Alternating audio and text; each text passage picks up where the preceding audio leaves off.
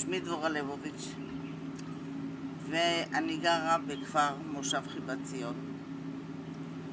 בערך לפני 5-6 שנים אני קיבלתי התקף לב.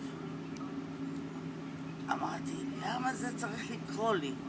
הייתי קצת בדיכאון, כי בכל זאת, למה זה קורה? אבל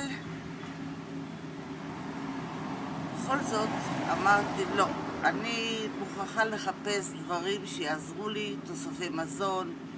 התחלתי כמו שצריך לשמור על תזונה, אבל גם לפני זה שמרתי על התזונה. אבל כנראה שבמשפחה היו כמה התקפי לב לאמא ולאבא, ולא מספיק שמרתי. ומה שקרה, פשוט שמעתי על צמח שקוראים לו ליקוריץ'. בעברית זה שוש קרח. וסיפרו לי שפשוט עשו מחקר 15 שנה על הצמח הזה, ושחררו החוצה את החומר שמעלה את הלחץ דם. במחקר פרופסור מיכאל אבירם עשה את המחקר.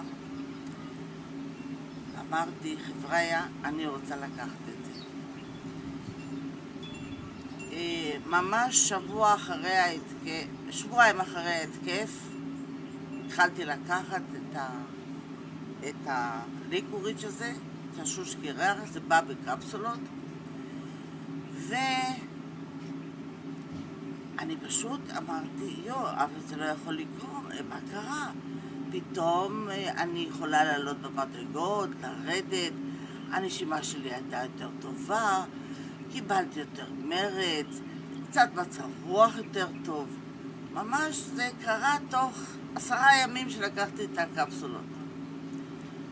אמרתי, חבריה, אני ממשיכה לקחת את זה, למרות שקיבלתי המון כדורים מבית חולים, עדיין לא הפסקתי את הכדורים, בלי רשות של רופא, זה עבר מאז בערך 6 שנים.